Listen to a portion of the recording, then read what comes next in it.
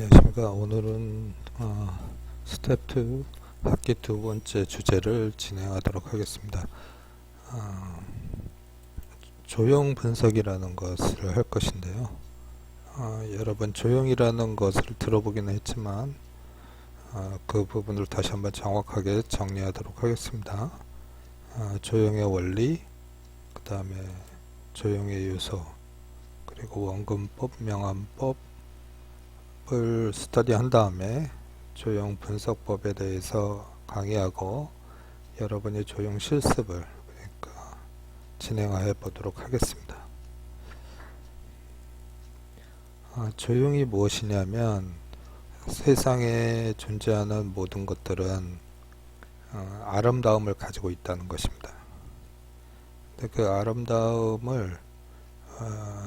아름다운 물건을 만들려면, 디자인을 하려면 그 안에 아름다움을 담아야 되는데 아름다움의 기준이 무엇인가에 대해서 알아야 되고, 그리고 다른 사람들이 만들어 놓은 조형물을 보고 우리가 그 조형물이 가지고 있는 아름다움을 또 분석할 수 있어야 된다는 거죠. 분석을 통해서 이해하게 되고 그 이해된 것을 내가 창작에 담는다는 거죠. 그래서 결국 조형 분석을 통해서 창의성을 향상시킬 수 있게 되는 것입니다.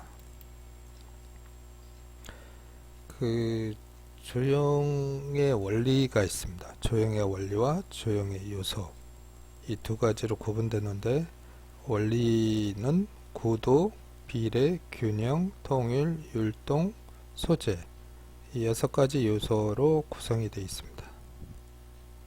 여러분 구도라는 건 잘 이해하고 있을 텐데요. 작가가 어떤 작품을 만들 때 어떤 영감을 가지고 있지 않습니까? 자연에서나 아니면 자기가 무언가를 발전시켜서 표현하고자 하는 것이 있는데, 그것을 어떻게 표현할 것인가를 상상하고 그 머릿속에서 그 작품을 미리 완성하는 과정입니다. 그래서 그 작가의 사상이나 감정, 사상이라는 건 이즘을 얘기하죠. 우리 그 미술사, 디자인사에서 봤을 때 각 장르의 사상이 있지 않습니까? 그러니까 작가별로 각자의 사상이 있는데, 그리고 또 그 사람이 느끼는 어떤 인간적인 감정, 작가로서의 감정, 그런 걸 화면에 어떻게 조화롭게 자기의 의도를 자기가 담고자 하는 의도를 어떻게 표현할 것인가, 표현을 해서 어떻게 담을 것인가를 구성하는 단계입니다. 이 구성의 단계에서 매우 중요한 건 어떻게 배치할 것인가, 레이아웃이죠. 그리고 명암이 중요한 요소죠. 예를 들어서 똑같은 레이아웃이라도 단색으로 표현할 것이냐, 그러니까 아주 밋밋하게 표현할 것이냐, 강하게 표현할 것이냐에 따라서 다르고, 조화라는 건 요소들의 밸런스라고 할 수 있죠. 그래서 어떤 통일된 느낌을 줄 수 있는 조화, 그리고 그것이 어떤 원근법, 사실적인 느낌이라든가 앞과 뒤를 구분할 수 있는 이 원근법 요소를 준다는 겁니다. 작품을 하나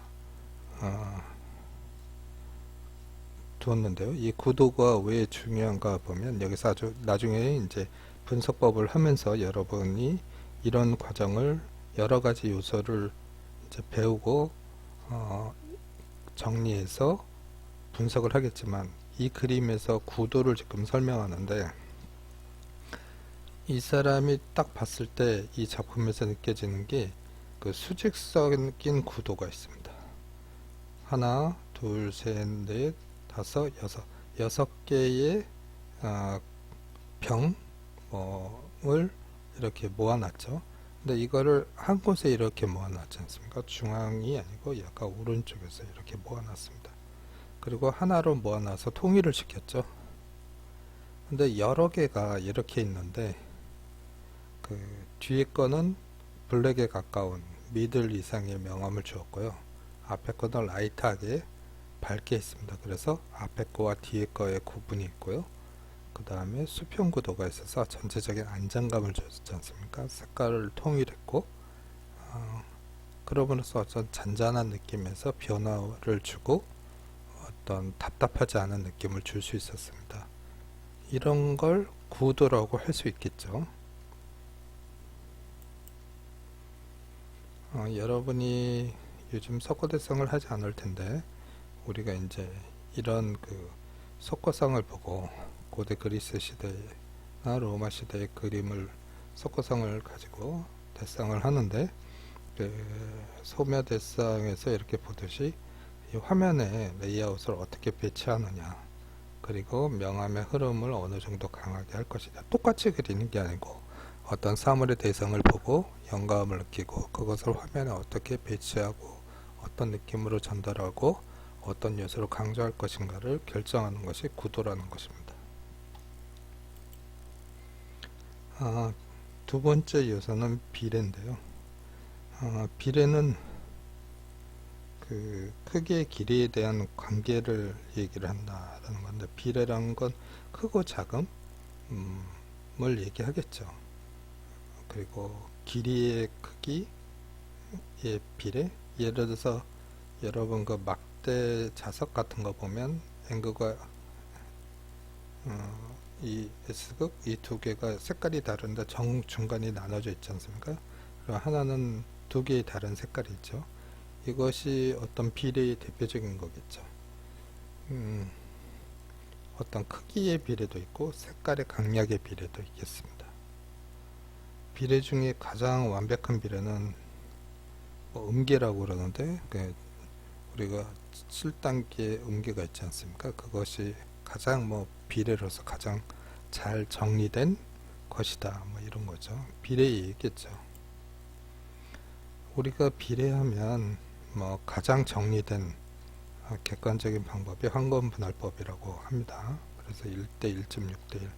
그래서 자연물에서 많이 볼 수 있는데, 이렇게 보면 여기서부터 1대 1.6대1, 1대 1.6대1 대신 1, 이렇게 해서 반복되는 조개 모양에서 그런 것들이 잘 나타나 있는데, 그럼 왜 비례를 지켜야 되느냐? 그러면 사람이 그것을 봤을 때 뭐 쉽게 얘기하면 가장 아름답게 느끼고 가장 편안하게 받아들일 수 있다라는 거죠. 그리고 편하다는 게 다르게 얘기하면 또 무료해질 수도 있는데, 그 어떤 적당한 긴장감과 편안함을 줄 수 있는 것이 1.6대 1이라고 하는 것이죠.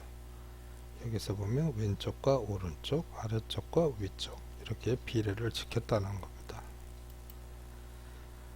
우리가 생활 속에서 비례의 가장 대표적인 얘기는 그 종이의 재단인데요. 종이를 깊게 만들어서 그걸 자르는데, 그 안에도 297에 210 뭐 이렇게 돼 있지 않습니까? 그 비례를 어느 정도 지키고 있다는 겁니다. 비례죠. 왼쪽에 무게를 주고 오른쪽은 비웠습니다. 이건 좀 뭐, 그리고 뭐 여러분 그 아웃포커싱이라고 하는데, 앞에 거에 초점을 맞추고 앞에 거는 명확하게 한 다음에 뒤에 거는 날려서 주제를 더 강조하고 공간감을 만들고 뭐 이런 거죠. 비례인데 좀 강한 비례입니다. 황금 비례보다 조금 더 왼쪽에다 세워놨죠. 뭐 주제를 좀 더 강조하고자 하는 이유일 거라고 생각합니다. 균형인데요. 어느 한쪽으로도 기울어지지 않는 것이다. 네, 균형감. 균형은 2차원이나 3차원 공간에서 그 화면 안에 여러 이제 구도를 통해서 배치를 하면 우리가 흔히 뭐 3.2시, 3포인트, 2포인트 해서 뭐 정물 위에 사과를 올려놓고 사과 3개를 어떻게 배치하느냐 뭐 이런 것들이, 그거 안에 균형감이 있어야 된다는 거죠. 그래서 시각적으로 서로 무게가 잡아당긴 거나 밀거나 뭐 이런 거죠. 그러면 예를 들어서 수박 하나를 놓고 사과 2개를 놨다 그런다면 사과 2개는 조금 더 가까이 놓고 수박은 떨어뜨려서 큰 것과 작은 것들의 어떤 비례, 밀고 당기는 걸 어느 정도 긴장감 있게 만든다는 것인데, 그것이 균형감입니다.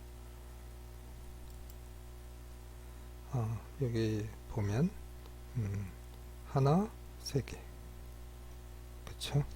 중앙에서 약간 왼쪽으로 왔죠. 왜냐면 얘가 조금 더 무게감 있게 느껴지지 않습니까? 왜냐면 색깔이 어둡기 때문에. 그래서 얘가 주인공 같이 되고 얘는 밝게 해서 배경과 맞춰서 이렇게 여백을 만들었습니다. 대칭, 그 다음에 비대칭, 그죠? 좌우가 같지 않다라는 거죠. 통일감인데요.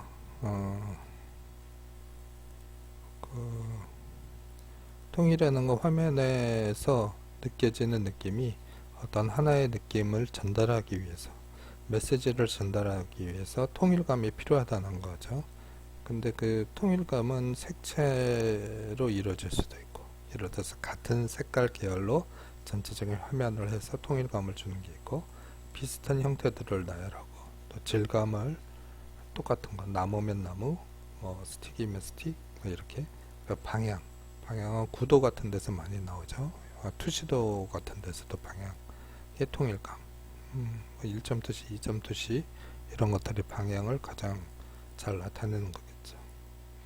여러 개가 있지만 같은 것들이 모여 있기 때문에 하나처럼 느껴지는 통일감을 준다는 겁니다. 재료와 색깔이죠.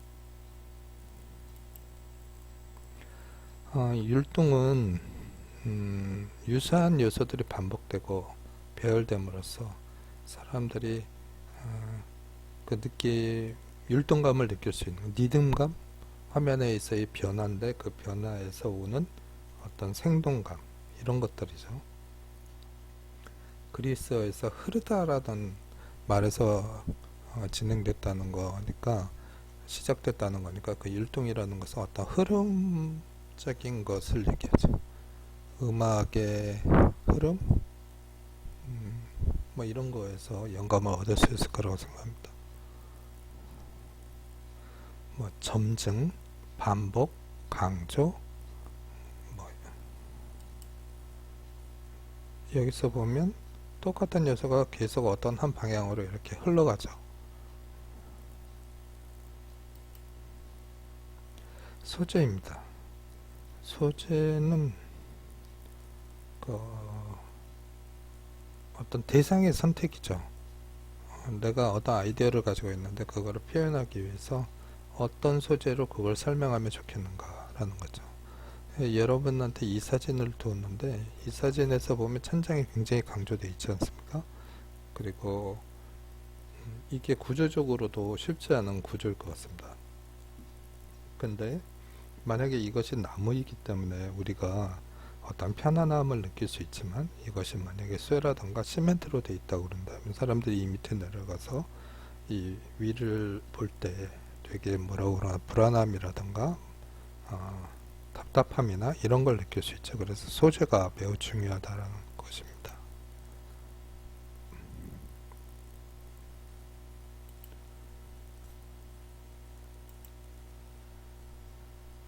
자, 두 번째 설명을 하도록 하겠습니다.